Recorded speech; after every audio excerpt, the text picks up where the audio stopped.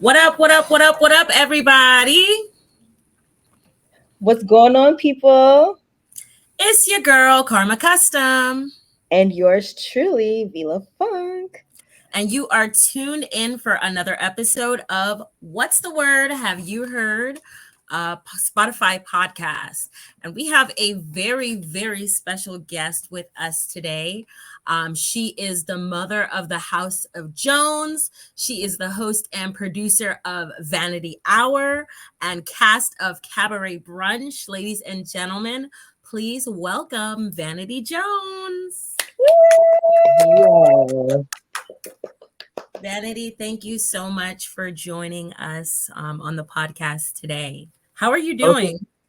good. Thank you so much for having me. I've been excited and ready for those questions. I feel like I'm taking a test that I'm going to use Samcon sheet for. No, they were amazing questions, so I can't wait. But thank you so much. This podcast is amazing, and I can't wait to get into it. Oh, yeah, we can't wait to dive into your life, your career. There's so much we want to discuss. But first and foremost, for those that do not know, can you explain drag culture to our listeners and our viewers? So my take on drag culture is it's a wide range. It can be done. My stance is that it can be done by anyone, whomever, whatever you identify as. Um, but originally done as an art form. You know, both men and women were expressing it very early on, and it's just an art form to express music, fashion, like all those things, culminating into one as it could be a character. Uh, say from like a TV show or a movie or an impersonation, you see a lot of that, like commonly with drag, but also just kind of like looks and ideas and concepts, Yeah. performances that you think would go great with a certain setting of music. It's definitely you can do, say, a Janet Jackson song, but your idea and your concept, your outfit may be completely different. So it can also be that so many different directions. So no limits really. Yeah, yeah. Can Yes. you tell us about how you got your start in drag? Well, funny enough is I actually don't have the typical like, oh, I have a drag family, that sort of thing. Yeah. I actually was just a little gay boy in Hillcrest in 2011 with I also have an openly gay brother. And at the time, his boyfriend, and I won't say what year this is because you don't need to know how old I am, because this concealer is putting in overtime tonight. But Gorgeous. back in the day, Drag Race was in its early seasons, and it was starting to you know, kind of blow up within the drag scene. I know right now it's like on nationwide television, Yeah. international at this point, but at the time it was very kind of underground still. And we would go to the viewing parties at Urban Mo's in Hillcrest, and it was really cool. I have a background in music, singing. I play multiple instruments. I was a cheerleader, all the things obviously that would make a great drag queen, but I didn't see myself ever going in that direction. But my brother's boyfriend at the time was, he kind of pulled me to the side and said, "Hey, why don't we go and drag? Let's go and drag. Let's go and drag." And I'm looking at him crazy because I'm like, we don't have the wigs, we don't have any of that. Like, it's not gonna, just magically appear. Like, someone has to, I had no knowledge. I wasn't sure if someone did it for us or, but at that time watching the show, I started to realize it was one of those um, kind of like self-made professions. Like back in those days, if you weren't doing your own hair, you weren't doing your own makeup, you weren't making your own outfits, stoning them Yeah. all the nines, and just getting yourself together. And then if you weren't a sickening entertainer, like you're not doing drag. Like that was Mhm. the bottom line, the standard. So he convinced me to get all dressed up to go watch an episode, and it just the energy, and there was something so different and I think empowering in a sense now that I think about it. kind of being dressed up or whatever that was I was doing that night, but also watching performances and going, I can do that. Like watching the Yeah. live performances and, but I mean, I can dance. Like I'm already kind of dressed up, like, and it was like the rest is history after that. I started to pursue it and kind of go out and figure out where I could kind of get discovered. And luckily enough, there was like a Wednesday night show. Because back in those days, there were it was very rare to have kind of like a show that you can go, and if you want to start doing drag, you can ask for a spot. All the other spots, I believe at the time, was Dream Girls and Lips, and they were very Mm, high end. Like you really had to have like your history down. You really had to be polished, and like I said, the standard was very different back then.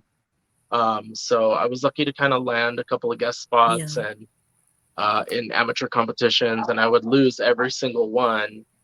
Uh, but my drag career has skyrocketed since. Like, so I don't ever do competitions. I can't take the failure. No, I can imagine. You're just so amazing. If you guys ever get a chance to see Vanity Jones in person, oh my goodness, she's amazing. She rocks the house. Oh my God. Ugh, I love it. Especially the cabaret drag brunch that I just attended was amazing. That was a lot of fun. Your grandma, that was your grandma, correct? Yes, G Dude, Mom. I know I said off to the side after one of my performances, I said that reminds me so much of my mom, and that is a whole other story. So that's probably gonna be another question. So we'll get to that. Absolutely.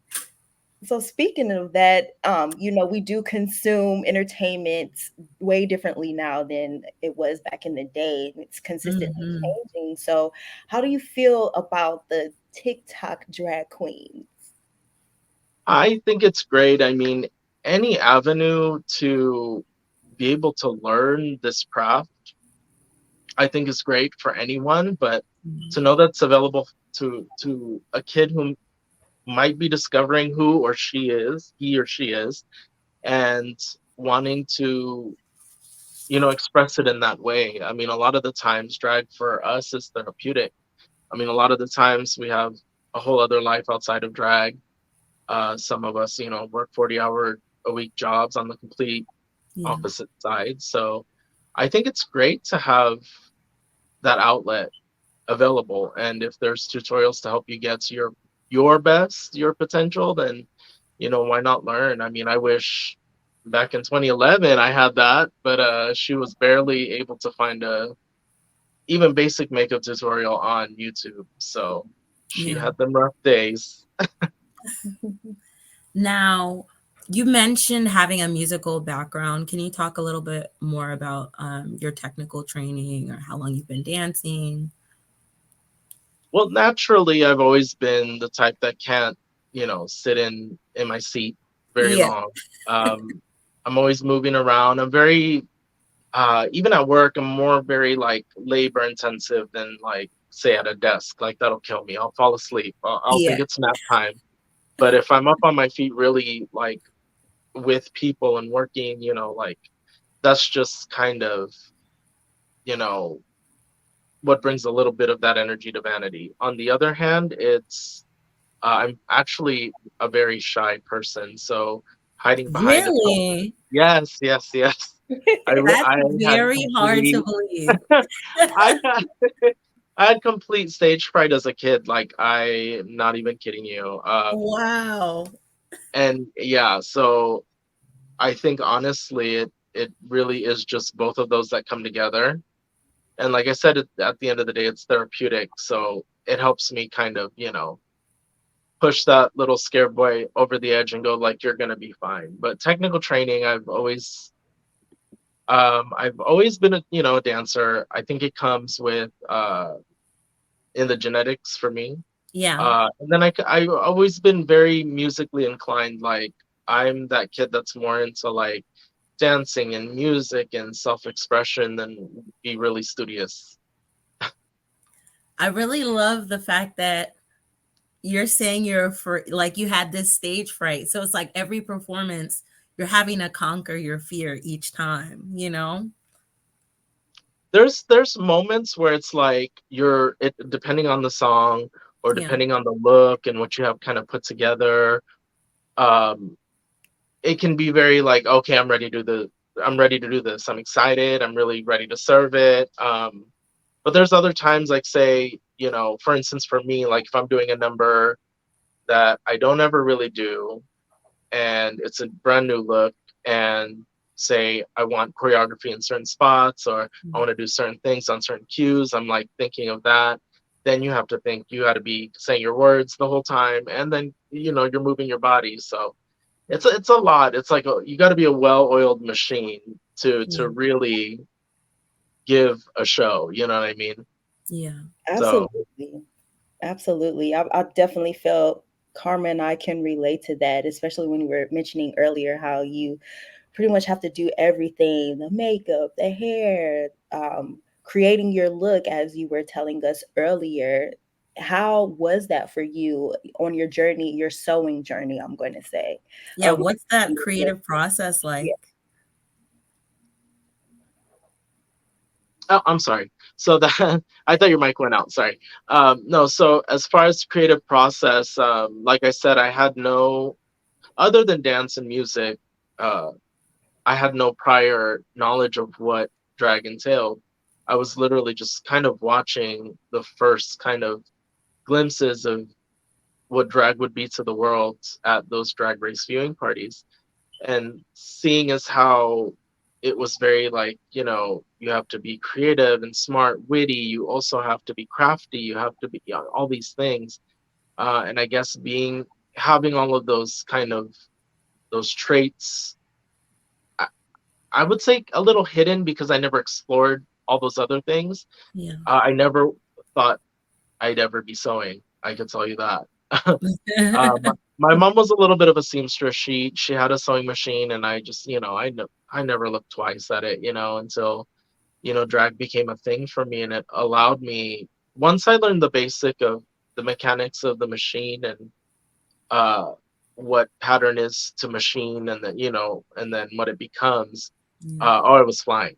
I was immediately like, everything was, I was even upcycling my boy clothes. I was, it became really exciting because not only could I use it on stage, but also off. So that really came in handy. What was your first performance like? Ooh, so sadly, it's still on YouTube. I don't think I'm able to delete it because I'm not the person who uploaded it. But Ah! for history's sake, we'll just leave that there. But it was. I remember going out to kind of dressed up to kind of promote yourself, kind of, get seen on the scene, by Yeah. whoever, and kind of rub elbows with those who are in the profession. Um, so I was told about a show on Wednesday nights called the Golden Chicks. Sorry, wow, y'all really making me think here. Dig open the files. No, it's the Golden Chicks, and they essentially became like my drag sisters. Like I said, I never really inherited a mother, but they were kind of like, they saw my potential as a high energy performer, and yeah, I needed a lot of work, but it was kind of like, okay, well, we'll take you along with us. Like mom said, Mom said we had to take you with us. You know what I mean? That kind of thing. Mm. And so my first performance, I remember for the competition, it was two numbers of our choosing. It would be three altogether, three numbers. So we had to prepare two of our own, and then one was going to be whatever song the host gave us the night before. Mm. So it was kind of just like at random, and you had less than 24 hours to learn whatever you were given. So I Wow. remember my first one was an 80s song from the 80s by Apollonia 6 called Sex Shooter. Mm. Sex Oh, Shooter. Yeah, that was kind of the era I was in when Vanity was born, was being conceived. I was very 80s vixen, but I'm sure that's a whole other question also. But and then my last song, I remember I was really into it at the time. I don't know why. It was Man Eater by Nelly Furtado. Ooh, yes. Oh, yeah, Because that's I it. was like, I know I could work the hell out of that song, I could really deliver, and then I was given a random Madonna song for the middle song, and I was like, I got it. I grew up on Madonna, like, give me whatever. And it was, Yeah. I think it was music or something like that. And I was like, okay, work. And I gave it my all. I was wearing my fiance's niece's clothes that was in the middle school at the time. um, but I remember making it to top two because there was about 4 or 5 of us competing. I made it to Okay.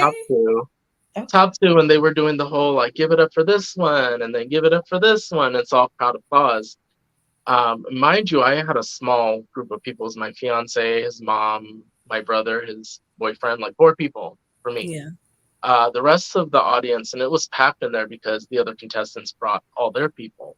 Mm. So everyone's getting cheered for. I'm making it. So everyone else's people that was getting cut ultimately was like, no, we're gonna cheer for Vanity. And mind you, I've never been out as Vanity at this time. I maybe was preparing for less than a month when I did this, and then Yeah. I remember making it to top two, and they're literally chanting "Vanity, Vanity," right? And I didn't win. They Oh, gave it to the other person, oh, and Dang. I swear a riot was about to happen. But it was just kind of like, I think for me looking back, that's that stamp of like, the little things aren't gonna be a problem. You're gonna go far, so don't worry about it. So I only did a handful of those little amateur spots until I got asked like one more time by the host, and I was like, you know what, I'm good. But maybe if you have like a regular guest spot, I don't know if I could take the disappointment over and over again. So, that's kind of just how I became a cast member, and yeah, the rest is just in the history books. Mm-hmm. yes, indeed. Oh my goodness. I absolutely love your name, Vanity Jones. Speaking of that, of which we were talking earlier, and where the name came from. Where did you Mm-hmm. grow up? Tell us about the upbringing of Vanity Jones and what it was like being you and your background and your nationalities and how you were able to merge who you are into Vanity Jones. Mm-hmm. Well, my name, I would say, comes from two different eras of um, classic, like Hollywood and music. Vanity is inspired by the female 80s group, kind of mirroring Apollonia 6, Vanity 6. Yes. Yeah. They have that hit song "Nasty Girl," which is a bop. Yes, it is. When it's funny because that never really even became like my anthem, like my song that I was like, oh, this is it, this is Vanity's anthem. Like it was never that, which I'm really surprised. But it was more "Sex Shooter" by Apollonia. But I remember going, I don't know if that's gonna roll off the tongue quite right to people. I think Vanity's more, So I went with Vanity, and like I said at that time, I'm an '80s baby, so '80s '90s nostalgia is my everything. Right. Mm-hmm. So I remember at that time I was kind of riding the wave of like Prince and all of that, like Tina Marie and like everything like he was producing. So definitely the three girl group Vanity Six was like, this is kind of what this is what I want Vanity to be, is that vixen-esque, very grown. I didn't like the cutesy bubblegum like Barbie girl. Like Yeah. it for me, I thought if I'm gonna embody a woman, I want to embody a woman who knows what she wants. She commands a presence. She, wears her heart on her sleeve essentially, but is like also like claws her out, you know. All of those things I kind of embodied in one, and that to me is like a strong woman is a strong force essentially. And Mm-hmm. so I rode with Vanity for a little bit, and another one of my favorites is Dorothy Dandridge. Oh, A lot of people, obviously, I grew up on her. A lot of people, I think also because of the age range, a lot of people, they're kind of like, have I heard of that? And I explain to them who she is, and amazing activist and actress. But Yeah. her role as Carmen Jones was like the pivotal moment for her career, and her at least my learning that she was so hungry for that role because it was the lead. role. It was, at the time, the first all black cast in Yeah. in American Hollywood, which, so she was, hungry for it, and she finally got it and realized what it entailed of being that free spirit of like, she just didn't want black women to be seen negatively. Yeah. But with, convincing by the director and her really just going, well, I'm going to do the best damn job that I can and serve this role. And uh, behind the scenes and also who she is in the movie, that was like what sealed the deal for me to take Jones from her role as Carmen Jones. Wow. Uh, so that strong, essentially like owns their sexuality, and isn't afraid to say, I'm also still very woman-like, but I can hold myself up with the rest of them. So Wow. Vanity Jones. Yes. Oh, I love that. Miss Dorothy Dandridge is a Cleveland girl too, by the Is way. she really? Wow. Yes, from Cleveland, Ohio, honey. Yeah, yeah, I love it. Now, I was going through some of your social media posts, and you had posted about 2011 being like a pivotal year for you. Can you kind of explain what that year, how that year kind of changed things in your journey? Well, that year definitely, obviously drag kind of rolled into my life by accident, but I think it came at the right time for me.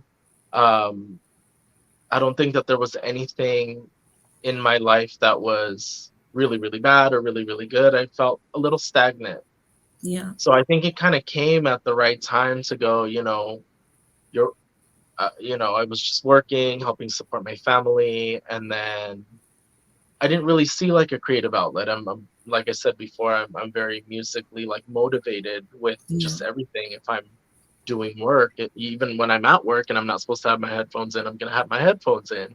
Yeah. Um, but um, I think drag kind of came at a perfect time for me because then I finally realized this is it. This is what I'm kind of meant to do. This is what is going to get me to where I want to be in all avenues of my career.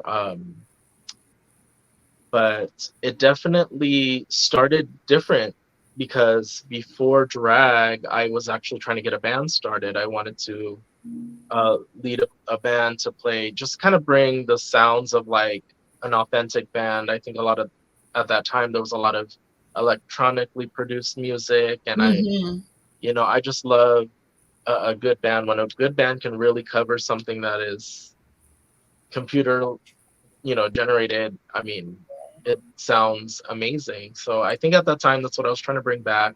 I was doing some writing and I was working with a few producers, and it just kind of flatlined. And Mm. then, like I said, within that year, drag was like, it was kind of like that light bulb moment, like, oh, there you go. Yeah. That's what it is. Right. Eventually, I want to be able to like revisit that. I want to use that in drag, which I mean I can right now, but it's a whole other beast that I want to make sure that when I present it, it's not half-assed. Yeah. Right. Yeah, absolutely. And of course, we're gonna be waiting to hear that. I mean, Oh, Absolutely. hello. no pressure. No pressure. But on that note, talk to us about San Diego Pride, as you and I both are San Diegans. Tell us about your involvement in San Diego Pride here. So, funny enough, like a lot of my first few years as Vanity, I maybe went to one Pride prior to me starting my drag career. Yeah. Um, just because I just never had that knowledge. I was fresh to the scene. I was very young. I was 21, so it was just all kind of new. Um, and I went one year and I checked it out. It was great. And then I think the following year is when I started doing drag. So I was really just kind of into like, what's the next gig I can get, or how do I further myself in this business? So the first few years, I wasn't really there. I didn't realize, okay, that's where you want to be seen by the masses. That's where you want to, it just wasn't clicking. But I was always working. I was always taking gigs, and around Pride season is when they're going to host a lot of like shows to showcase, like outside of our community. Now, um, with certain business owners and things like that being LGBTQI friendly, or them being part of the community themselves and owning a business outside of Hillcrest. And so it's great to be able to not only have it in the epicenter, which is Balboa Park, but kind of like start kind of slowly but surely, like kind of seeping out to the masses. Yeah. Mhm. So with Pride, I think now I'll be. Last year, it was actually my first performance. I was able to host 2 days, Saturday, Sunday, at the Asian Pacific Islander stage. And so I'll be doing that this year as well. I believe on Sunday. So it'll be a lot of Ooh. fun. Yes. Oh my goodness. I need to go. You should. It's a fun time. Just make sure you're hydrated and you have a big fan or something with you because, ooh, out in that sun, it's getting hotter. So it's going to be harder to be doing any kind of makeup for that matter. True. Okay. So tell us about House of Jones, how it began, how you made that kind of next step. Oh Lord, we're gonna break out the daughters. No, I I remember, getting to learn the business and all the different aspects of being a drag performer. And I remember, drag mother and drag family was something I learned early on, but I was like, okay, well, I have my sisters here that help me, but we weren't technically like a house.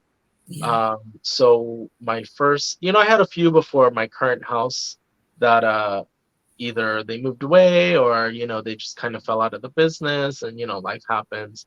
But my current house is derived of 5 girls altogether, and they are all. It's really funny because it's typical mom answer, but really just honestly thinking about it is they all kind of take a little bit of each of me, and I think having this family and kind of sitting back and watching them perform, I can actually see like this is what they've taken from me. Like this is what they've taken, not in a negative way, but like Yeah. these this is what they must have seen in me, Yeah. and now they're living it.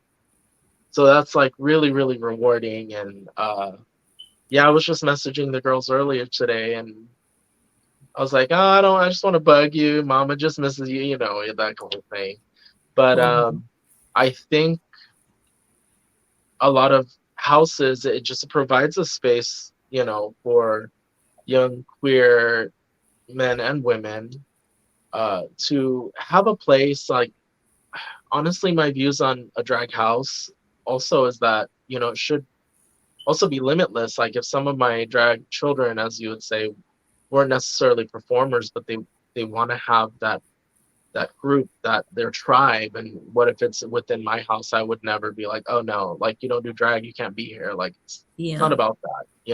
Mhm. um, but with my daughters, like I said, they take a little bit of each of me on stage, so it's really rewarding to see that. And just also they've gained traction in the community fairly fast, and I wouldn't say it's off of me because that's not really how it works. Like you really have to kind of hustle, like once you Mhm. start doing it, kind of like how I stated earlier, you have to kind of get dressed up, you got to go out, you have to meet show producers and go and support shows and introduce yourself and say, hi, I'm so and so, and I that whole thing, networking. So it is, that's the business side of drag.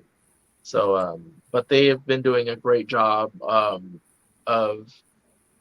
not only helping me with each other, but really like helping each other in this community. And they actually brought up to my attention recently that like it's starting to show within the community. A lot of other houses are starting to form in San Diego, and I love it.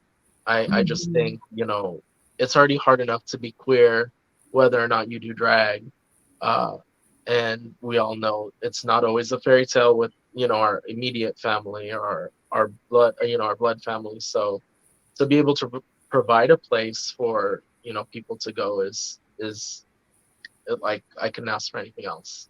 Yeah.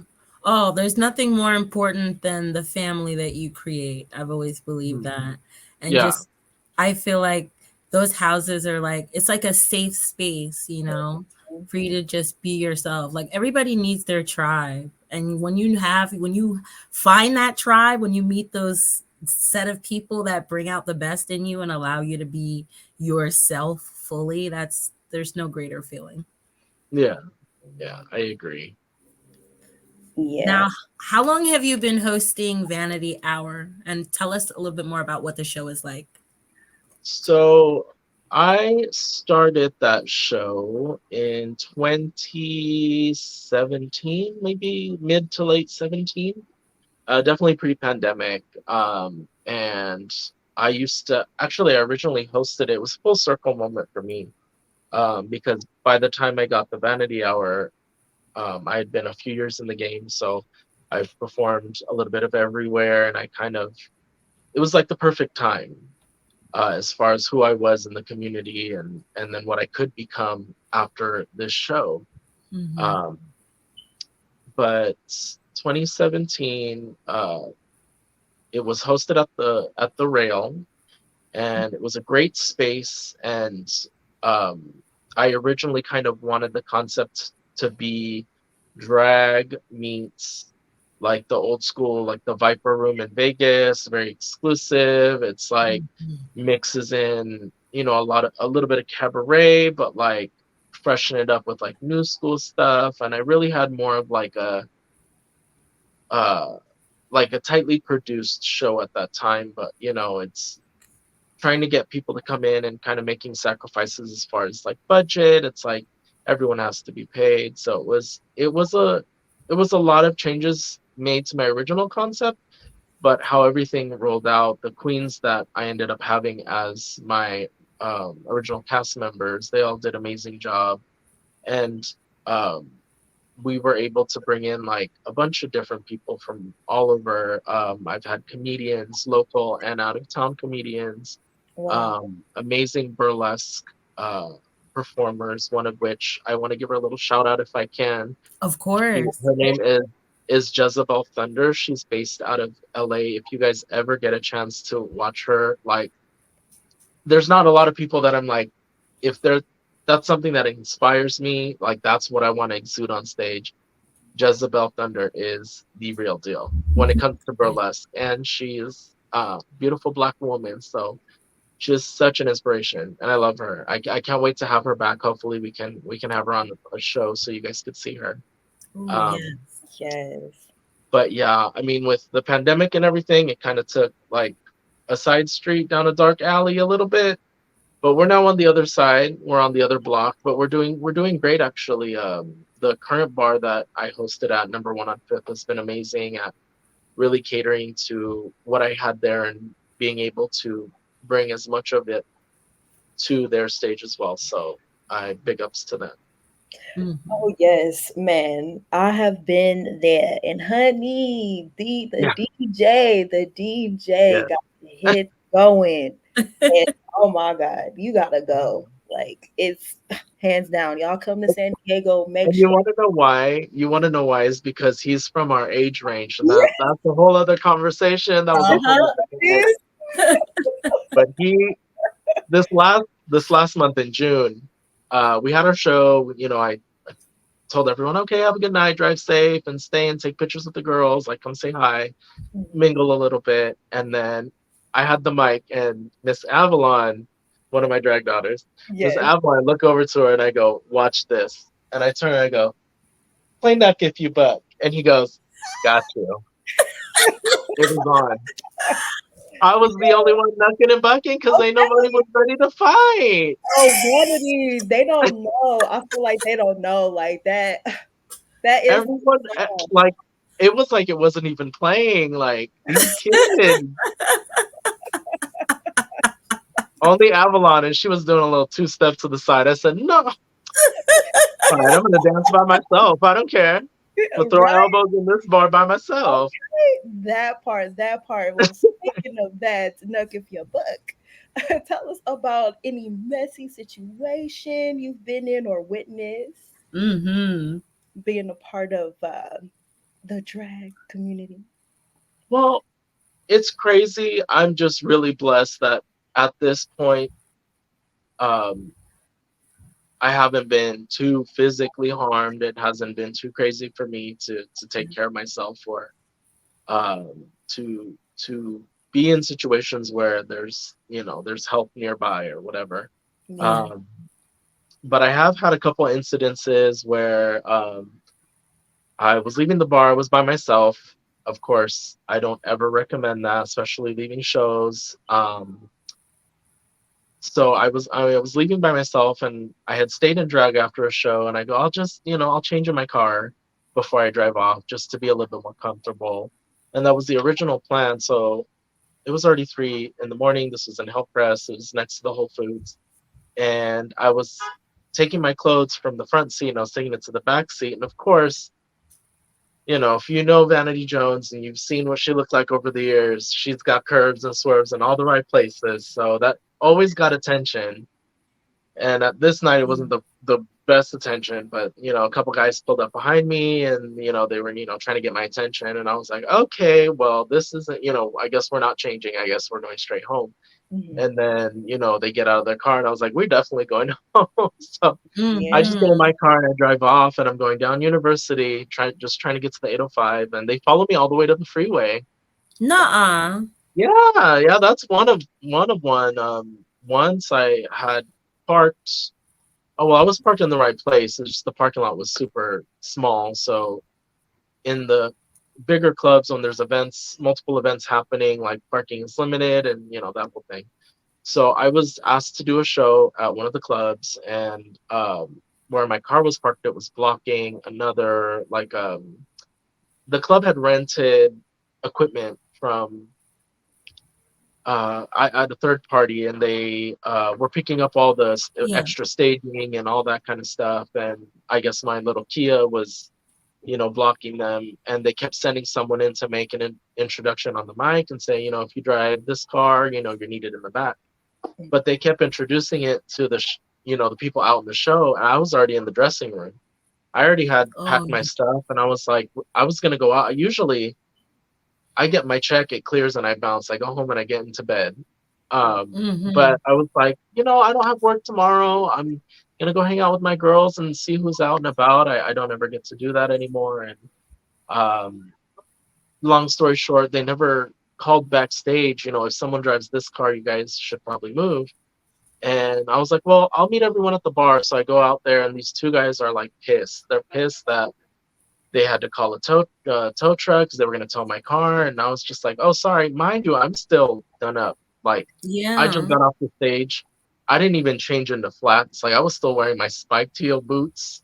Oh, Uh, and I was like, Oh, well, yeah. I'm so sorry. I'll move my stuff. And I, trying to get out of the way. And they just, like, both of them are aggressively, like, yelling and in my face. And I mm, was like, well, I can move and it wouldn't be a problem. So they were able to back their truck out.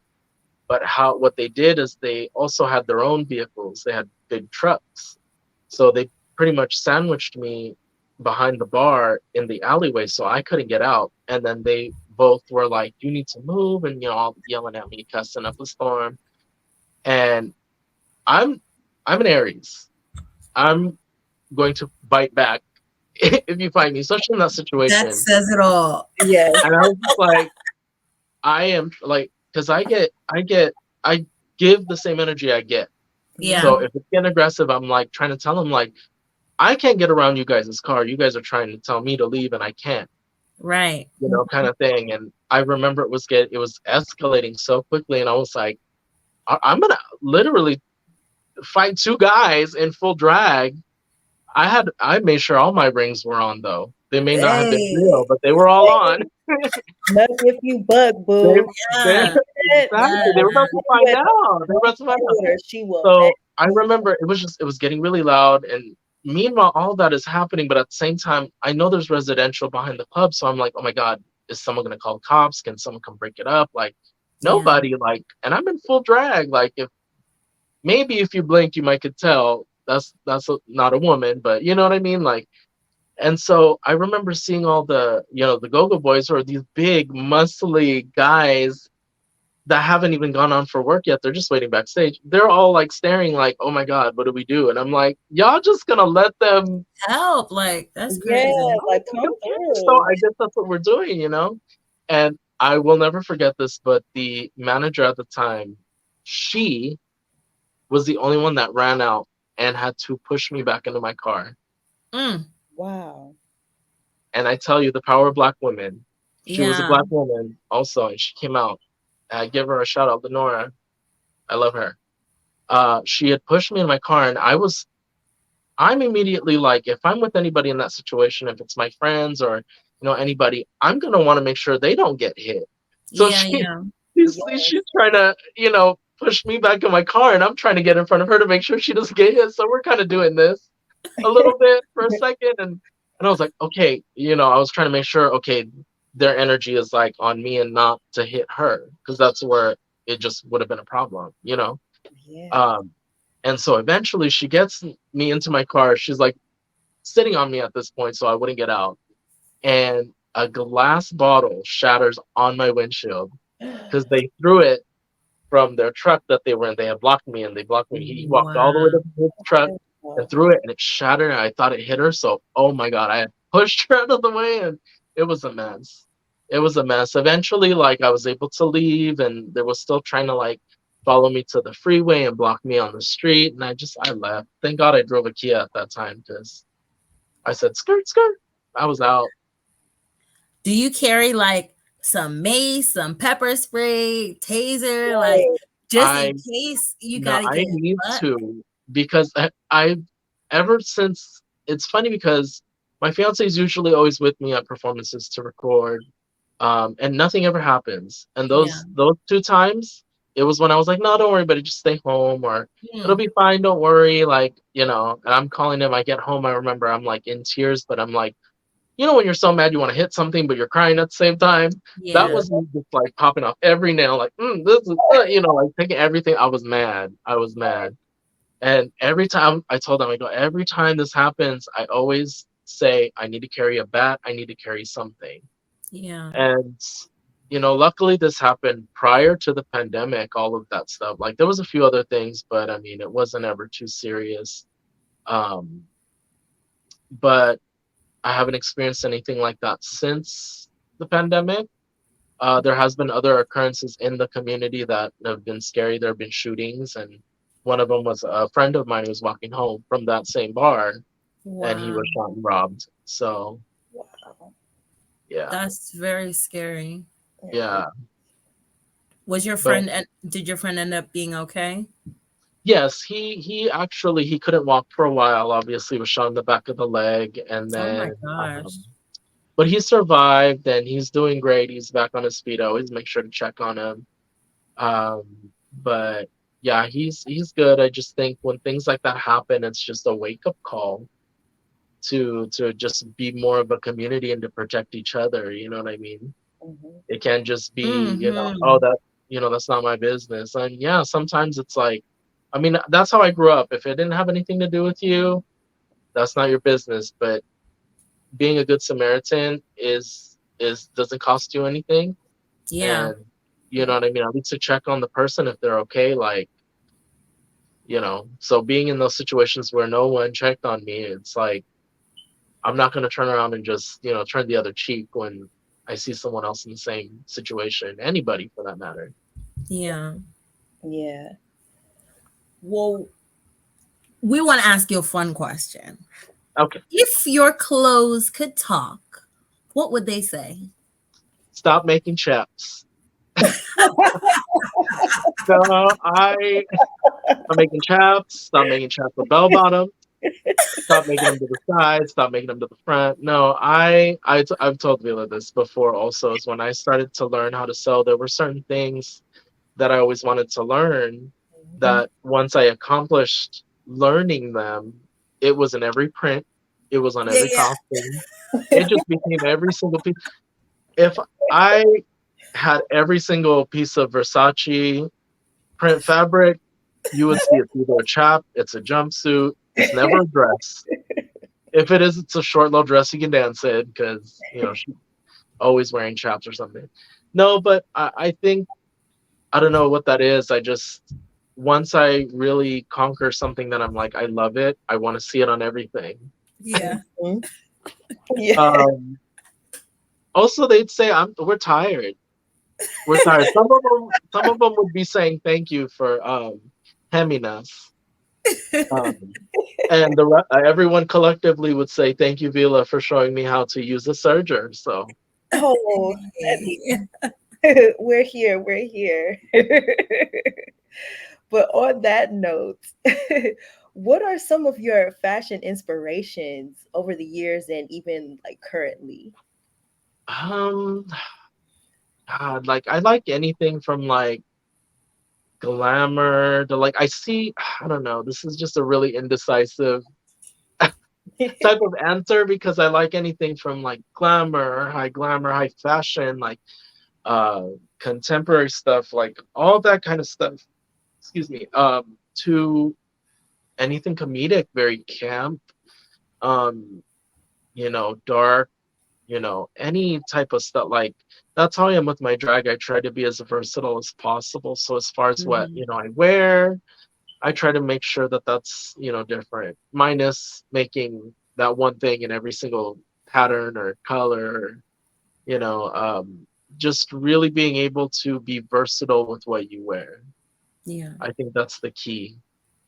I mean, not only does it take you from one look to another, but like as a showgirl, you kind of have to be able to have those things or have that mindset, that skill to go, okay, this broke on this side. Well, we're, gonna wrap it around here. We're gonna, whatever, you kind of have to make it work for stage. Like, Mhm. uh, if you could just see what goes on backstage at a drag show. I mean, never mind. You guys never want to see what that's like. No, but no, but the things that you kind of have to as a show performer, you kind of have to reupholster, if you will, when something malfunctions. Me, I've always been that type of person. Like, I would love to wear a lot of. I'm wearing a lot of jewelry right now because I'm not moving. I'm not going anywhere. Usually, I mean, Vila knows I'll be whipping my Yeah. hair around, I'll be flipping. Like that It's is not going to stay on my body. And as beautiful as it is, I just, I try to keep the jewelry a minimum. A nice hoop will do, and we'll tighten her real good so she doesn't go anywhere. yeah. Um, but if, certain parts of like, you would never know this. I'm going to tell y'all right now, these are not even earrings. They, again, Oh. another showgirl trick. These are super glued to my ears Oh. because they were Yeah. they were from the other necklace I was supposed to wear with this that broke. And I said, well, you know what? I don't got earrings. Ooh.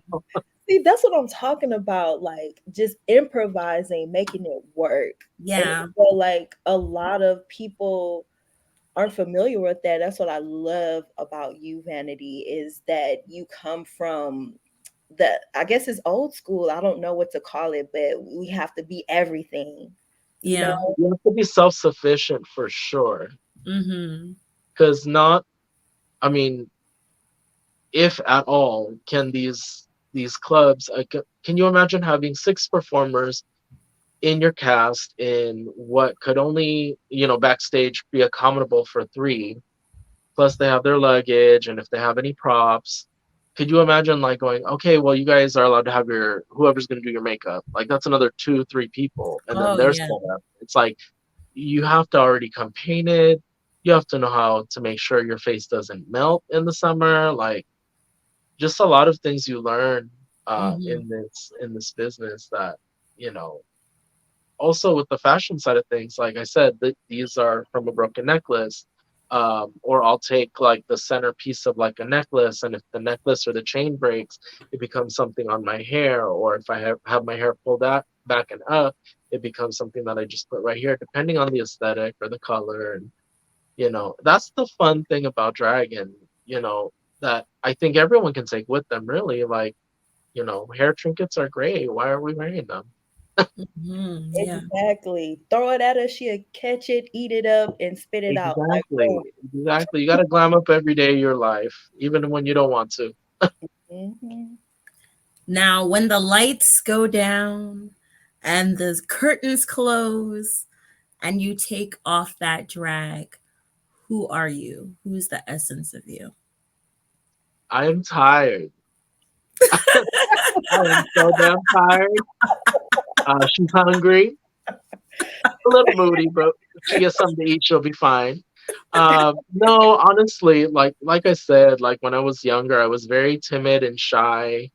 And the funny thing is, out of there's four of us, out of my three other siblings and myself, I'm the only one that is a performer. Yeah. The rest of them not a performance body, a bone in their body. So thank you, mom. Thank you, mom, for that. Um, but I'm also the most timid, believe Yeah. it or not. Really? I don't get that from Yeah. you at Well, all. that night that was different. You put on something that can relate to, like a whole 2000s A whole playlist. session, a whole session. We was going It on. was great. But I'm honestly just very like I don't say low maintenance. That sounds bad. Like I don't care of myself. Uh, but I'm total homebody, total opposite. Like Yeah. out of me and my fiance, I'm the one that cooks. I'm more of like the domesticated one. Yeah. Wild animal on stage, domesticated animal in the household. I love my Um, cancer crab. I can relate to that. right. I literally I just funny thing is, aside from drag and my creativity on stage, I love to cook. Like it's funny, some people, and a lot of the times as we get older, like we just work 8 hours, 8+ hours, and we want to come home and just maybe have something ready or grab something on the way. Life is fast. So, yeah. but for me, like, even if it's been like a long day, cooking is a little therapeutic for me too. It's like my quiet time. Mm. 'Cause I know fiance isn't going to set foot in the kitchen, so I'll be good to just have that peace and quiet. Yes, yes. I know And what also, it's like that. I think it takes something out of my creative self on that end of like, I like looking at my pantry and my fridge and being like, okay, what do I have here that I can make just because I Yeah. don't want to go to the store? right? Making something out of nothing. I love that challenge. Kind of like with drag, like, what do I have here? What can I put together? What trinket can I put here? What can I add here? It's like, it's that same type of thing, but on two different sides of the world. Yeah. Very much interrelated. No, definitely. But definitely more like a goofball. And you'll see that in my drag too. Just, I could be in a serious character or something and I just break the fourth wall. And funny enough, is in the beginning, I never did that because I was so scared to interact with people. You would think it's I not the would case, but never thought that. I promise you, I used to be so nervous, and I think that's why a lot of people kind of had to tell me like you need to you smile more, interact with people, and at the time I remember just thinking, isn't just being a good dancer and lip singer, isn't that enough? Like, can I go home? Like, I just did my homework. Can I go home? Kind of thing. And it's so much more than that. It's really making like eye contact with people, and like when people are tipping you, it's you don't want to just ever snatch a dollar. I mean, you hmm can, but you might get your wig snatched. But Okay, the people I know tell me, just I try me please, even if once. it was $1 bill, snatch it from my hand, see what happens. No, I'm telling you, don't play with her. Like she will mess you up.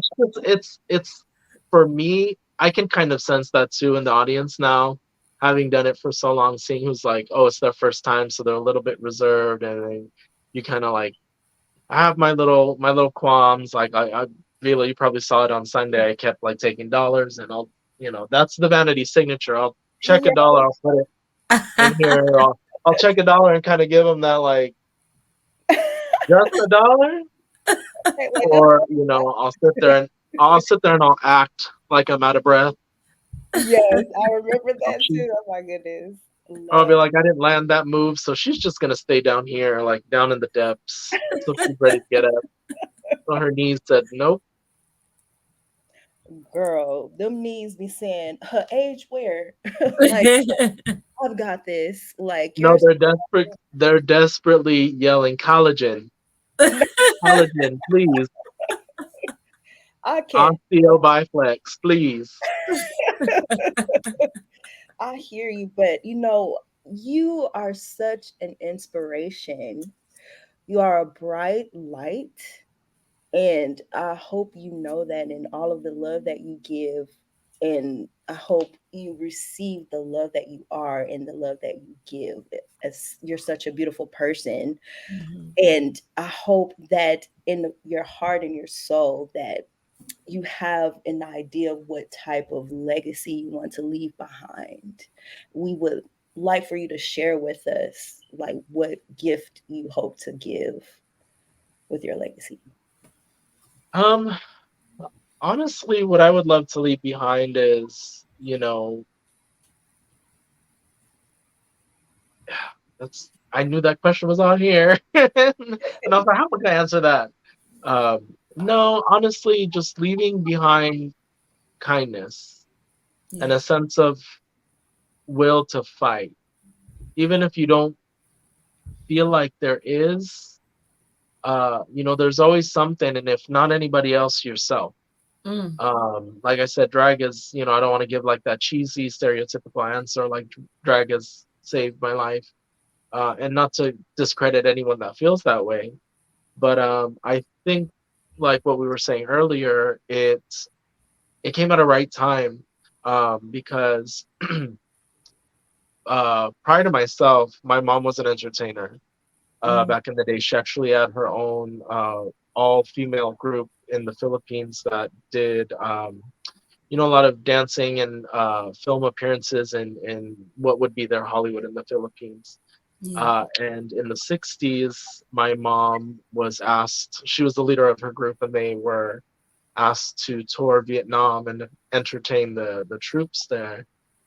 So, I mean, I guess that's where I get like all my music and singing and Mhm. dancing, and I definitely get all that from her. But losing her in 2014 was very pivotal because Mm. I feel like the first couple of years of drag, it was exciting, and I had like this fire because I would always, I would always tell myself, one day I'm gonna get so good at this that one day I'm gonna come home and I'm gonna tell my mom and dad, like, I'm getting you out of here, like I'm gonna get you a Mm. house, I'm gonna, that whole thing. And so when my mom passed, it was kind of hard to, keep that momentum because, Yeah.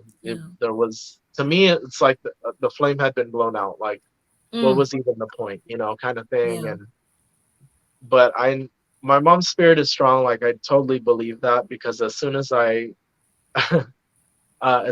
decided I was going to quit because I didn't really see the purpose of it anymore, other than like the obvious, like it brings me joy and I'm good at it. Yeah. mm, Uh, I just didn't see the point. And as soon as that happened, everything started. All these opportunities came. All these opportunities to get ahead, and I almost like soared in Mm. San Diego. And I was like, all right, mom, you got me there. You got me there. Okay, fine. I'm not Yeah. quitting. right. Um, but just everything that she's ever taught me about just being a human being, about being a strong woman in just the world that we live in, and just making things happen for the ones you love and for yourself. Uh, and just I wish to leave that with my drag family, and if anyone ever remembers me when I'm gone, just be a good person. It doesn't cost you money, That's and beautiful. don't take life too seriously. Yeah. I don't know if it's a midlife crisis, but right now I'm just gonna like all the things I liked when I was a kid, or like whatever. So what? It's like 30-year-old. No, what am I kidding? 36-year-old man over here wearing Disney. Like, I want to be that cool senior citizen that's still cussing up a storm and is like Okay. wearing sweatpants. I'm not going out in slacks and a button up. Like, come on now. Okay. I want to be part of that club too. Okay, I'm telling you, G-Ma is all about that. Like you, both of y'all know G-moms, like can Yes. do the same. She be living her Yes. best life, child. So I was telling, kind of to piggyback off of that a little bit at the brunch. So I shared this with Avalon. I don't know if I shared it with you too, but like growing up, my mom used to also be like her one woman like party catering decorating, like all that kind of thing, like a little business that she would put together for her friends. Oh Um, wow. she was also a 25-year dialysis patient, so she 25 years plus, I believe. But even when she was on dialysis, she was always doing something, catering someone's party, Wow. just even like decorative stuff, or even just kind of like she's done weddings, she's done all those types of things. Like she's a jack of all trades type of woman, and that's kind of I'm the one that's kind of like parallel to her in this generation, which I am extremely grateful for. But Yeah.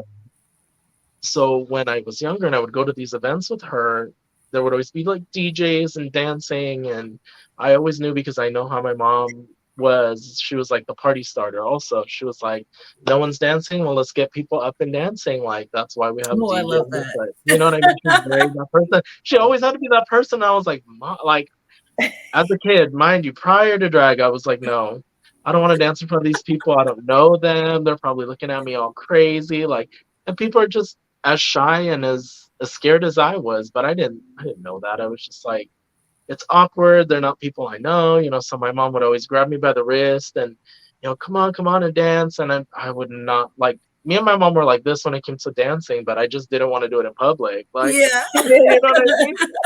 And so, but before you know it, like we would be dancing and laughing, and I wouldn't even be nervous anymore. Everyone else would be dancing, and so that's something that I kind of take with me in shows now. So with your grandma, like when she came in, and mind you, their stature, they look very similar. Like before my mom passed, she looked Really? like your so I'm surprised I didn't burst out in tears because that has happened at a brunch before. And I Yeah. had to end my song like, all right, see you guys later. Exit stage left. Yeah. Mm. But it was great.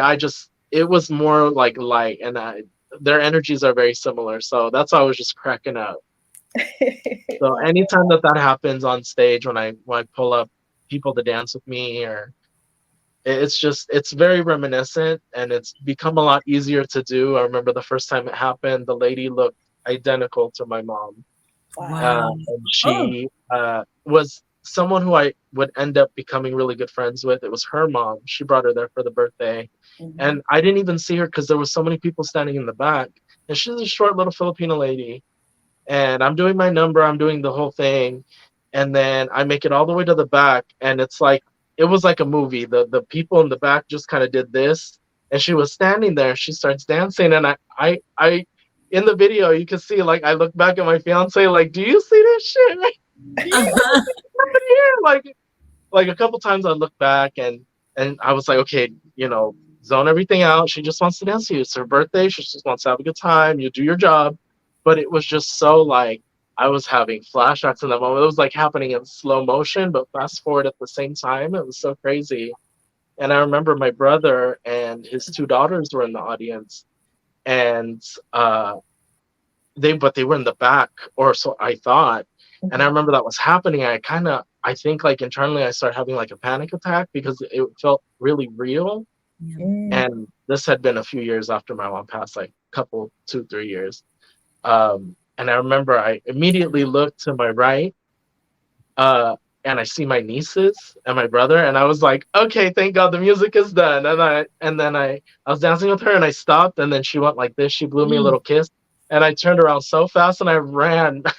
I ran all the way backstage, and I was sobbing into the big old floor fan. I was like sobbing, and the other girls were like, "Oh my God, what is wrong? Yeah. Like, what happened?" And I'm like, just snot coming down my face. I'm like sobbing. And then it was just I can laugh at it now, but it was just one of Mm. those moments that like even though she's not here, that's her kind of going like, I'm here with you at every performance. So Yeah. do what I taught you. Do everything that I taught you. And maybe she may not have taught me specifically tips and tricks and things like that because she was kind of by the time I started doing drag, she was kind of the last leg of her life, and so she Mm. wasn't able to make it out to shows. She made it to one, which was her birthday right before she passed, uh, and that's all I needed. And from that moment, I just kind of knew like I'm never like alone, and that's Yeah. kind of ties in with what you guys were saying about leaving a legacy. I want people to remember me for the same things Yeah. that I pulled them up to dance with them, or that I did certain things that made them laugh, like it's funny that you asked because the other day I was just thinking about it's kind of like a conversation I think having lost my mom and always reflecting on how things mapped out. I always talk to my fiance. We have these conversations normally about like when we pass, and I go, I wouldn't want anyone to be sad. I want people to like mourn and everything separately because it's a very private thing. I know I had to do a lot of it by myself. It was just Yeah. necessary, and I know a lot of people were there and very supportive, but I was also very like. I kind of need to have that internal monologue with my mom, when Mhm. necessary, because I wasn't here for her death. But I wouldn't want anyone to be sad, like mourn on your own, but I would want people to share stories about like a funny story that we had together or something that like just would make you laugh. Like I want it to be joyous, and Yeah. kind of just change that a little bit. Now, being a drag mom surely is quite challenging. What made you decide to be one, and how did kind of your relationship with your own mom kind of influence that as well? So I mean, before long, after a few years, it didn't take long for a couple of people to kind of approach me and kind of propose the idea. But when I did finally kind of start taking it seriously, it just kind of came natural to kind of take someone because I'm a naturally like helpful person Mhm. in and out Yeah. of drag. Like if there's any way that I can help, no matter what type, I'll be there, or I'll offer it. I kind of wear my heart on my sleeve. But when by the time I had daughters, my mom had already been passed away, so she didn't really even get to meet any of them. Which I tell them all the time, if Mm. she were here, she would spoil the hell out of all of you, and I'd be getting in so much trouble because I know she would already be that typical grandma, like, don't hit my babies, all that kind of stuff. And I'm like, okay, well, you know, uh, but definitely her patience, uh, and I kind of had like, it's crazy. I kind of had like a full circle moment because earlier today I actually went to go visit her at the cemetery and leave some flowers and kind of just have that quiet time. And I kind of came to a realization, like kind of circling back to what I told you earlier about seeing a little piece of me in each one of them. Mhm. It's like Yeah. uh, it was kind of like her giving me that stamp of like that's what it is. That's what it means to be a mother. That's in our happiest moments amongst all the stress, amongst all the pain, and you're tired, and but you got to do all this stuff and bills and all that. Like there's certain moments when the payoff diminishes all of that. Hmm. So honestly, like growing up, my mom would always tell me whether it was for musical performances in school or cheer or anything like that. Uh, because her father, my grandfather, was a musician and he did a bunch of other things. So it kind of came down the ladder. Yeah, it's So in. she would always tell me, if only your grandfather was here, he'd be so proud of you. And I remember growing up, never even having a memory or recollection of this person. He passed away, I think Mm. the same week I was born, or if not the same couple weeks. Wow. But so I remember the last words I told my mom before she had passed was, and this was aside from drag, I actually wanted biological kids at one point. Um, so I had told her, I think it was my last I kind of knew what the situation was gonna be. I just wasn't physically accepting the conversation we were having.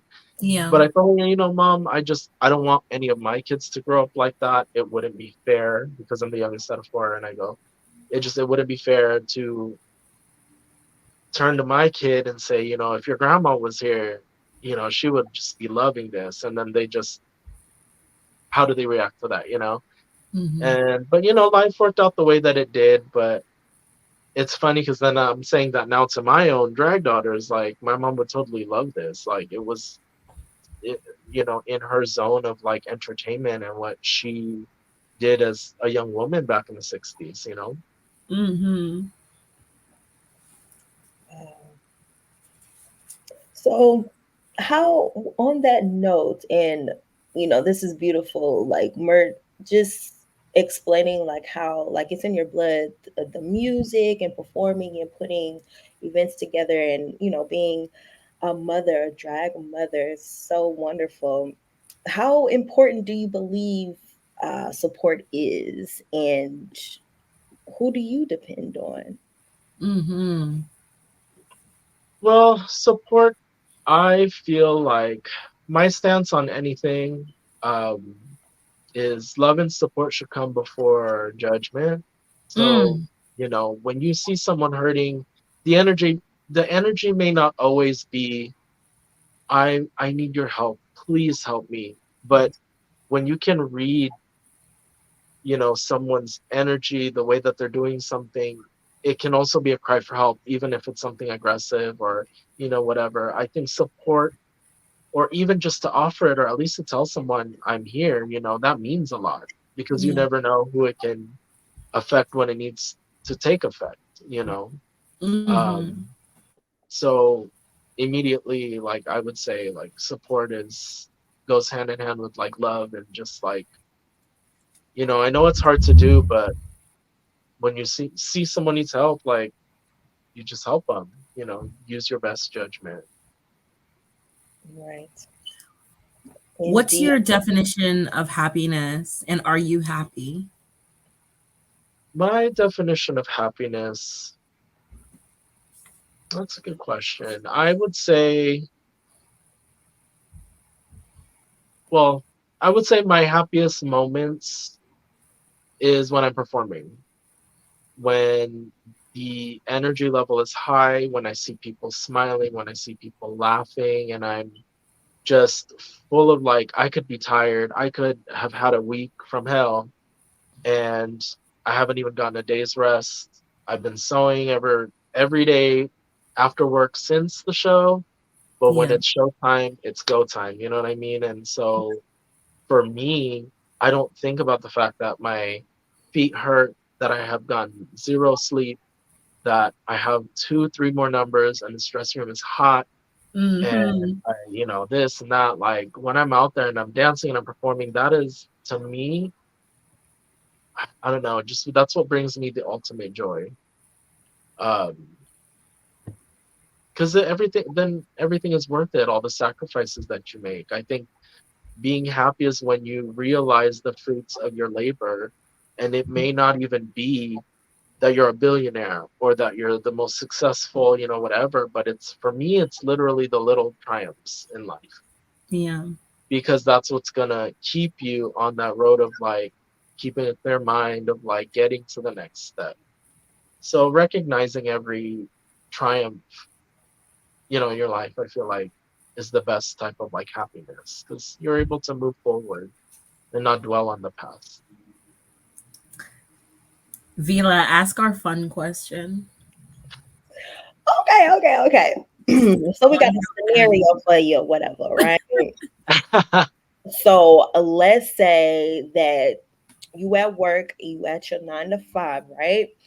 And you supposed to be getting off of work at 5 o'clock, but the freaking show that you're supposed to perform at starts at 4, and you got a flat tire, and your boss is up there tripping, saying all of this crazy stuff.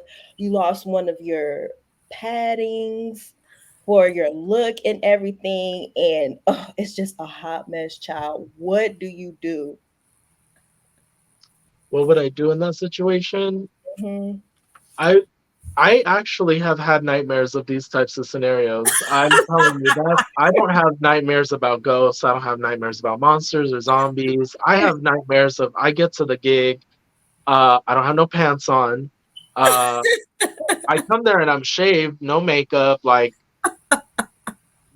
I don't even see my stuff next to me, and they're like, we go on in 30 minutes, and I'm like, okay, 30 minutes, I can make that happen, I think. And next thing you know, all my facial hair has grown back. Oh Yeah, it's like everything is going in reverse, like a time lapse in reverse. Those are like my nightmares. Luckily enough, I think I stress myself out so much that I'm like, even when I do have time, I'm like, oh my god, we gotta go, we gotta go. Like, I'm like trying to power paint and like paint really super fast, which, if you got to paint on both eyebrows and do liner the same way on both sides, like forget it. Like, but it's funny because in the times that I'm rushing, that's when I'll look the most beat. But if I'm like taking my time, I'm like, oh, that could have been better. They're my eyebrows, they're cousins, they're not twins, but they're not the kind of cousins that get along.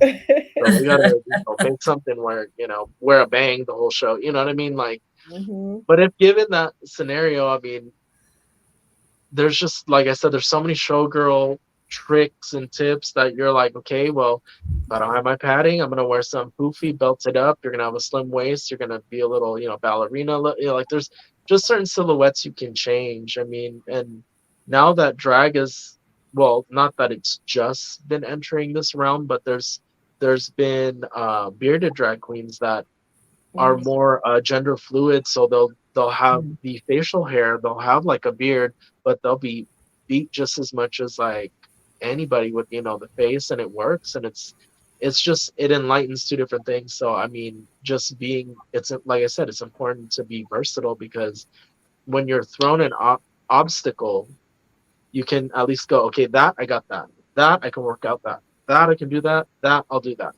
But if I'm only like a one-way girl that's like, I only do this, I don't know how to do anything else, you could lose a gig. Yeah. Then you don't get paid. The check doesn't clear. And we need the bag, okay? I'm just That's it. That's that saying. flexibility. Like the show must go on no matter what. Make it Hmm. work, figure it out. You So gotta in do the same something. instance, if you're in your 9 to 5, RuPaul calls you at 2 o'clock, says that there's a casting in your area. You got to be there by 3:30.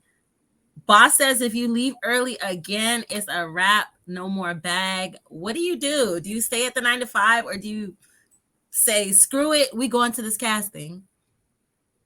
That's what I say. Bye. Well, a Girl, that's job is a right. job. And if I could tell you however many times they told me, you're gonna get fired, I go, no, because you need me. Mhm. Okay. I'm about to be fired. Girl, let me walk out this door right now. You better close down the department till I get back. That part. But let's just talk.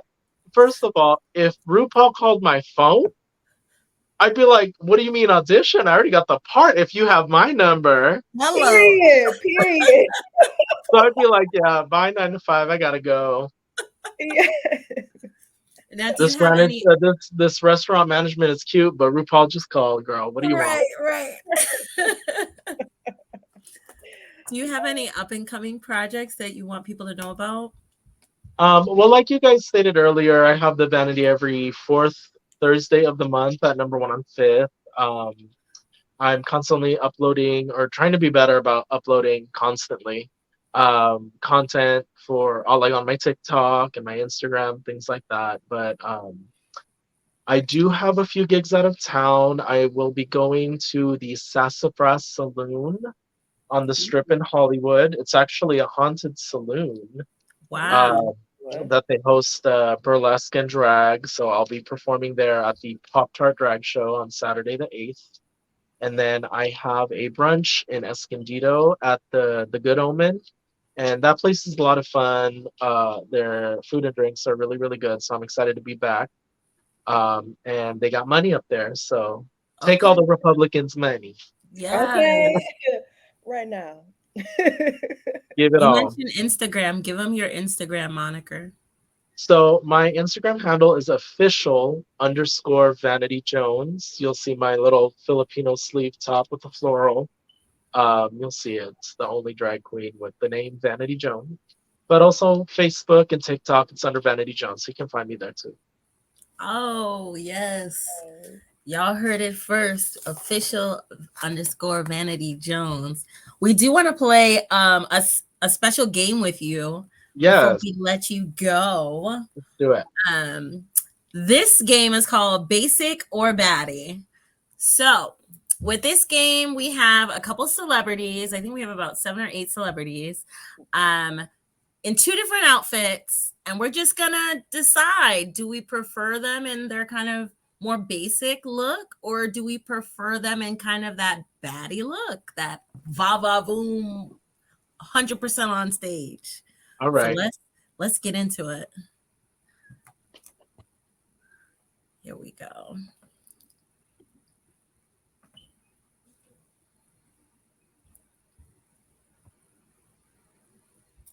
I feel like we need some music. I know, right? Right, right, right. But on that note, any shout outs to anyone, your daughters or anyone in particular? Yes. Let's shout out the House of Jones. We have Foxy, BB, Rosie, Eris, and Avalon. And they are mommy's girls. They're out there taking over Hillcrest, so look out for them. Also, I want to give, I don't know, let's see, who deserves a shout out? To my job for letting me have Sundays back so I could do brunch. And the hubby. He's there, the cameraman. Yes. He's the cameraman. Hey. I date the cameraman. Been dating him for a while. Yes. All right, here we go. Basic All or right, baddie, y'all. let's see. All right, so first we have Coyle Ray on the left. She was photographed at the latest Louis Vuitton 2023 menswear show. Yes. Basic.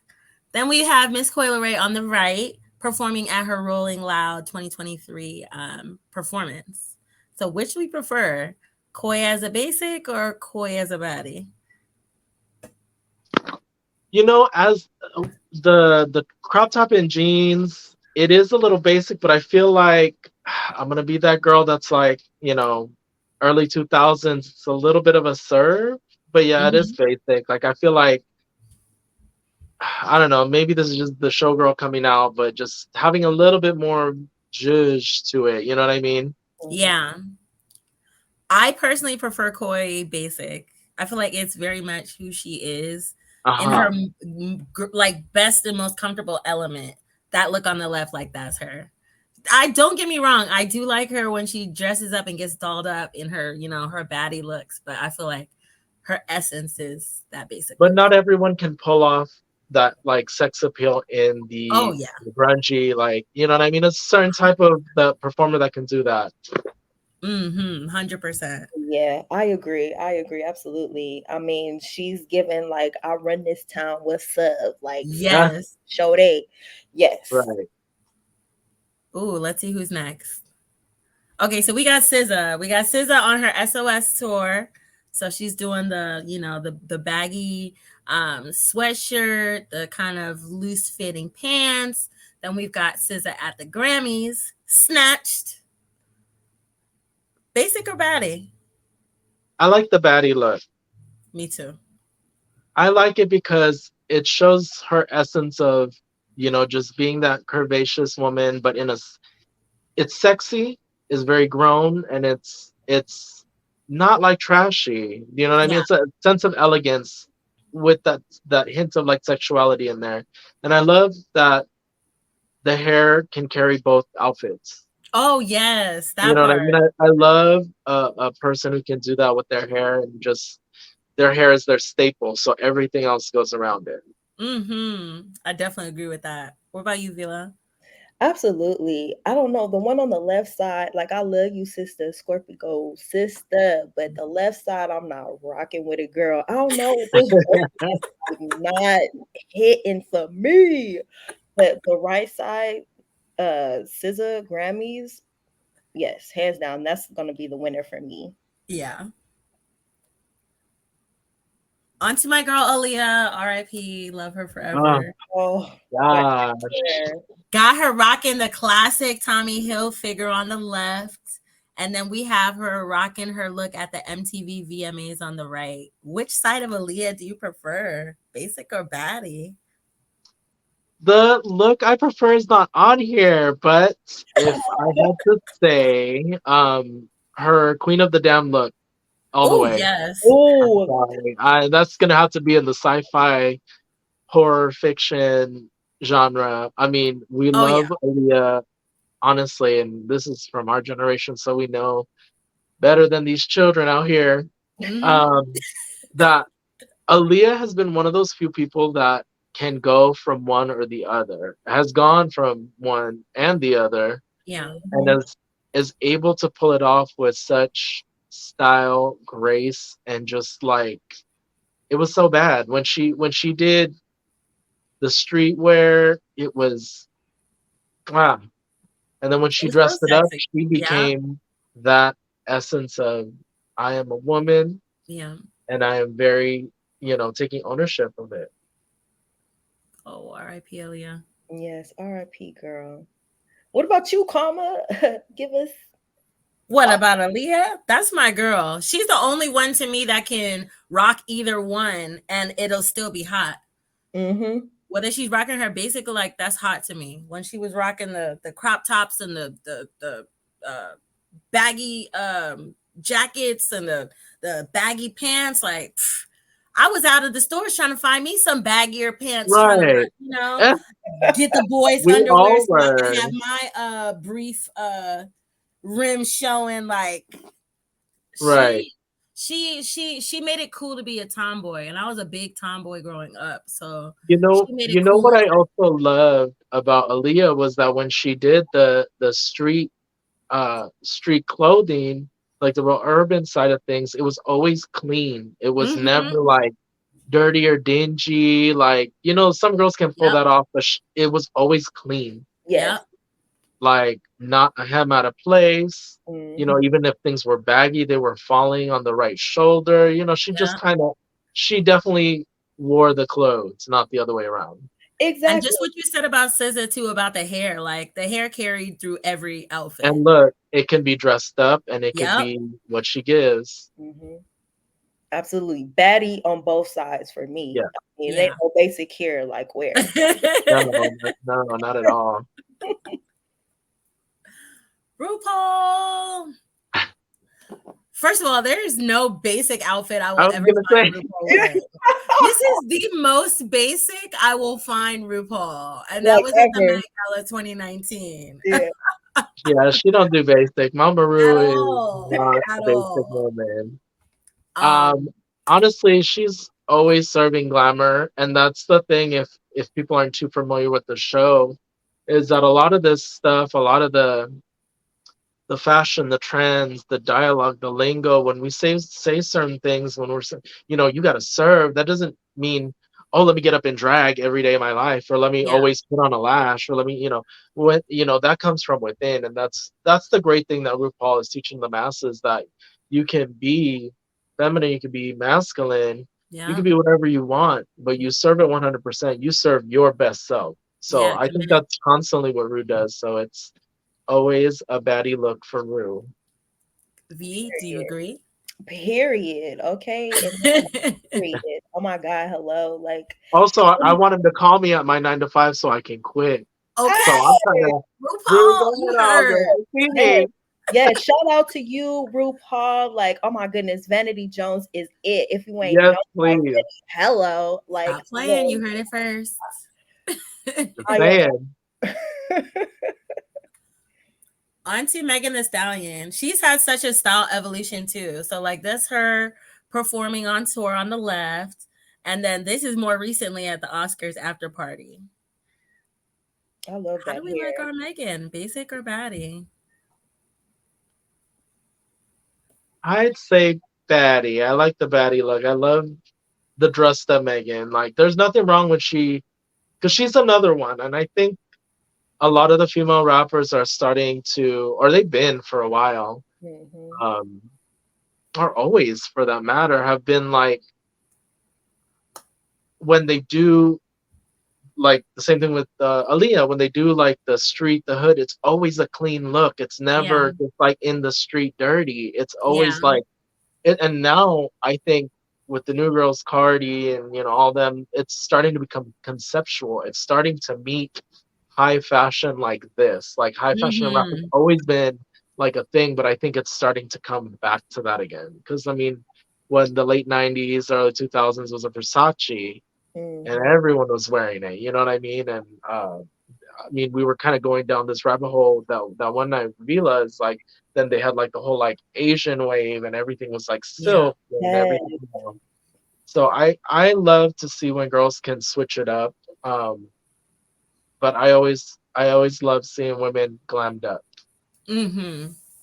Yeah, I'm in full agreement. Megan, Baddie Megan is my favorite way of seeing Megan. And like I said, she's evolved. Her style has evolved so much since she first came out.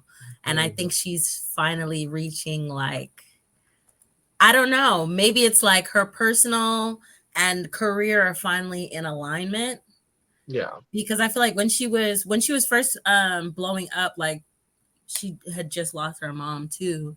So it's like you can't even enjoy it or celebrate the success, but I feel like she's finally transitioning where like things are going a lot smoother for her life and then things are still going great for her career. So it's like a nice alignment. Oh Yes. yes, absolutely. I couldn't agree more. Megan, Oscar Megan is definitely my fave. Especially that hair. I'm like, girl, Oh yes, you gave yes. me some life with that hair. I just want to do one of these with that. She's giving me Donna Right. Summer. Like, Yeah, Yes. I'm living for it.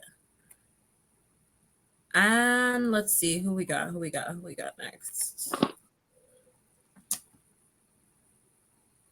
Billie Eilish.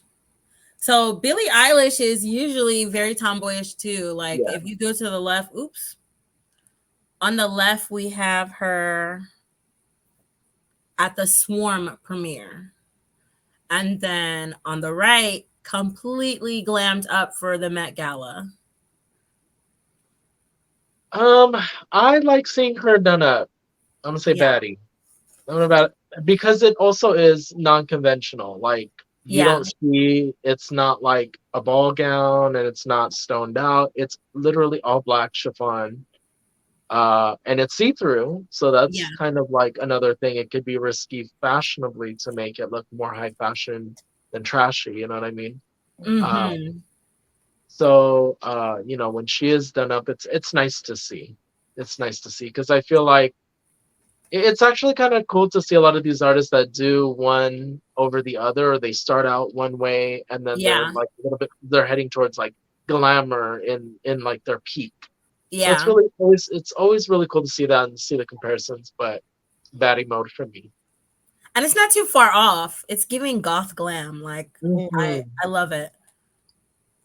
If she's gonna kind of go that route, like this is the perfect look. Yeah. What do you think, V? yes, you know I'm gonna go to the goth girl. Like that's in me too. But yo, I don't know, something about that look on the left is creeping me the fuck out because I seen that Warm show and I was like, damn girl, like it was a whole cult situation. I'm Yeah, like, yeah. throw me off. So I just gotta focus Getting on cult vibes on the left. yeah. Not It, that. I need to focus on the other side. Woo. Oh, that's too funny. All right, so Baddie Billy. Batty Billy, that's what it is. Now we have MJ Rodriguez, star of Pose. Have her. This is the most basic outfit I could find, which was her at the Rent Off Broadway performance. And then on the right at the Golden Globe, this is like my absolute favorite look Yes. for her, Oh, which was at the Golden absolutely. Globes. Like, Go Golden Globes for sure. That shade of blue is everything on that skin. yes, yes. We And talked about this. honestly, I love the silhouette because there's very few. I think there's a certain body type you can really pull off that like really ruffled kind of almost looks like it's a loose bow or kind of thrown together, like hanging off the shoulder. Like, I think that there's something very classy, but yet a little submissive, if you will, but still kind of glamorous. Oh yeah, she is the gift, honey. Yeah. Okay. Hands down, we had featured this look in one of our episodes, well, the Golden Globe episode. And I am still in love with this look to this day. I wish I could feel that fabric and wear the outfit Oh myself. Oh yes. my God. Like I said, MJ hardly wears basic outfits. Like it was very hard to find something basic for MJ. Like MJ hits the red carpet and slays every Mhm. time. Yes. And Billy Porter. Billy Porter. So I have his a basic look, him posing for Glamour magazine on the left, and then his fabulous look for Cinderella. Do we prefer Billy toned down, more basic, or Baddie? Give me dress that Billy. You said what? I said, give me dress that Billy Porter. Give me Batty Billy. Another Batty Billy. Want all the bells and the whistles. Yeah. Yes, because with that comes that amazing like essence, Yeah. you know, that they also have, just in their regular selves, but like Yeah. when they are glammed up, it's an elevated energy that is so graceful, will be very direct but have class with it. Mm-hmm. Isn't intimidating, is warm and welcoming. A lot of the times you're either one or the other. Yeah. But with Billy, I feel like that energy is just only heightened when they are done up. So Baddie. Mm-hmm. I can't wait till he releases a collection. Like when? Okay. Oh, When? imagine. Oh, When? and then give us tickets. Give us tickets to that show. Right. Okay. Out to you, Billy Porter. Yes. Yes. I'll I'm be taking saying. all the pictures to be making those outfits. Oh, okay. The seamstresses are here. Hi, we're at your service. I learned how to use a serger now. Don't get me started. Hey, Okay. I'm telling you, if the first time you do it and you get it, it's a piece of cake. It Oh seems yeah. intimidating at first, but yeah, like after that, you're like, oh, bitch, I got Oh, this. it was great. It was great. And I was like, I was gonna text Vila and be like, okay, so because one of the threads had came out, it was the farthest one to the right. It was done. So I had to put my own spools on there. And I said, now I can't call her and ask her for help because I told her when I see her again, I'm going to know how to thread this machine. And I'm going to be lying if I call her and say, hey, so I didn't watch a YouTube video, but I need you to come back to my house and show me where this diagram went wrong. But no, I got it. It was fairly easy and it made the sewing experience a lot more fun. Yes, absolutely. And I'm so proud of you. Like you, Thank I mean, you you. didn't No, even thank you. know I would my be, help. I would be sitting there collecting dust still.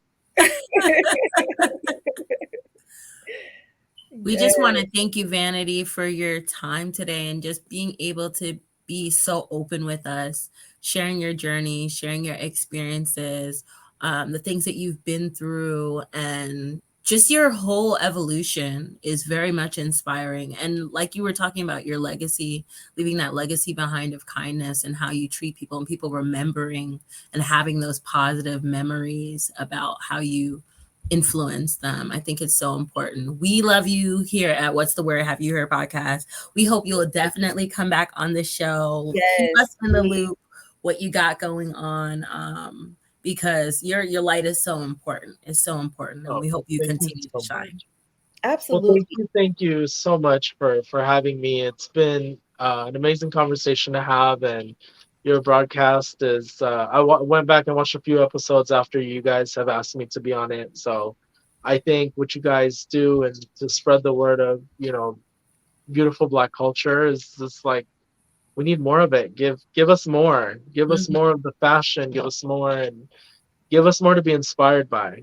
So it's definitely, and I know young girls everywhere are going to be so inspired by you. So thank you so much for having me on your platform. It's been an amazing time. Oh, Vanity, we appreciate you. Yes, we appreciate you. Much love, and can't wait for you to come back again and bless us with your amazing presence. Uh, Man, so wonderful. So I feel full right now. Like I was just fed. Like I Yes. all up. But that's a wrap, folks, for this episode of What's the Word Have You Heard? As always, be sure to like, follow, and subscribe our IG and TikTok at HYH underscore podcast. And where else can they see us, Vila? You can also see us on YouTube. Of course, follow the channel. Why are you not following the channel? Hello, hello, Hello. hello. What's up? Hello, what's going on? like yesterday. Yeah, stay tuned on YouTube. You can also, if you would like to contribute to our services, you can also donate on Yes. Spotify now. That is available if you want to just show some love, or if you want to comment, talk about our guests, such as the beautiful Vanity Jones. Vanity Yeah, Jones. yes, and where you can see her amazing shows, then just give us a chat. Shoot the question in the bar. You know what it is. Oh, and before we go, we are looking way too fabulous to not show off our looks right now. So sorry, one at a time. Vanity, go first, please. Show us what you're wearing. Tell us if there's Well, any particular brands you want to shout out. so this is something that I made. I'll only show you about there because that's only Ooh. Vanity from here up right now. I got you, It's uh darling. it's Naruto shorts underneath all of this. No, but I have on one of my jumpsuits, a little bit of a signature. I think it's one of the last things I made that I'm like, this is gonna happen in every fabric. So did a Mm-hmm. long little puff sleeve. I did some paneling work here with some of the Versace. This is one of believe it or not, a newer color that I'm used to wearing that I decided to wear for the podcast because it just does something to my skin, It's and so I love it. beautiful. And I like are these flowers? Yes, they're little Absolutely gorgeous. jasmine flowers, which are the national flower of the Philippines. And I have Mm. Wow. my little sun and stars ear Oh, cuff to represent. yes. Oh, I love Um, that ear cuff. yeah, and also, like I said, it's hot. I needed my hair up, and this is actually one of my favorite styles to do. It's absolutely beautiful. And yes, that color definitely complements your skin tone, honey. Love it. Thank you, thank you, thank you. Yes, indeedy. What about you, Vila? Oh, you know, you're the girl wearing a little bit of Vila funk up in here. I created Okay. this neck piece choker. And these earrings are, of course, my favorite little low down dirty shame sheath. Ah,